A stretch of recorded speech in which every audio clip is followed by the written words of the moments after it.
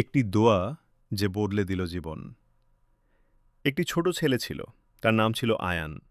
সে সবসময় ভয় পেত, অন্ধকারে, একা থাকতে, এমনকি ঘুমাতেও। একদিন সে তার মায়ের কাছে এসে বলল, আম্মু, আমি খুব ভয় পাই, আমি কি করব?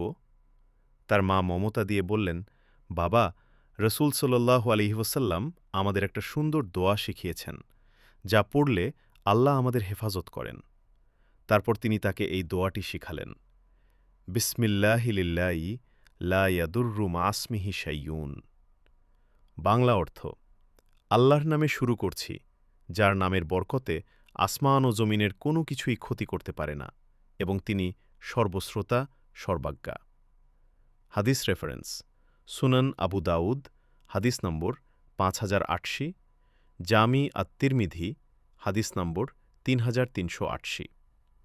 রাসূল সাল্লাল্লাহু আলাইহি ওয়াসাল্লাম বলেছেন, যে ব্যক্তি সকালে ও সন্ধ্যায় ৩ বার এই দোয়া পড়বে, কোনো কিছু তাকে ক্ষতি করতে পারবে না।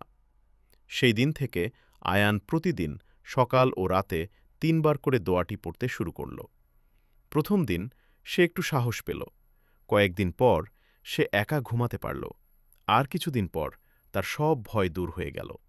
একদিন সে হাসিমুখে তার মাকে বলল, আম্মু, এখন আমি আর ভয় পাই না। তার মা বললেন, দেখলে, আল্লাহর উপর ভরসা করলে তিনি আমাদের সব ভয় দূর করে দেন।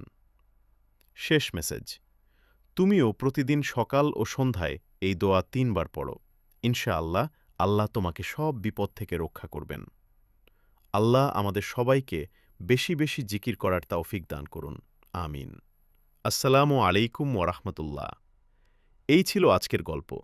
আরও ইসলামিক গল্প শুনতে নূরভার্স ইসলামিক চ্যানেলটি সাবস্ক্রাইব করুন। যে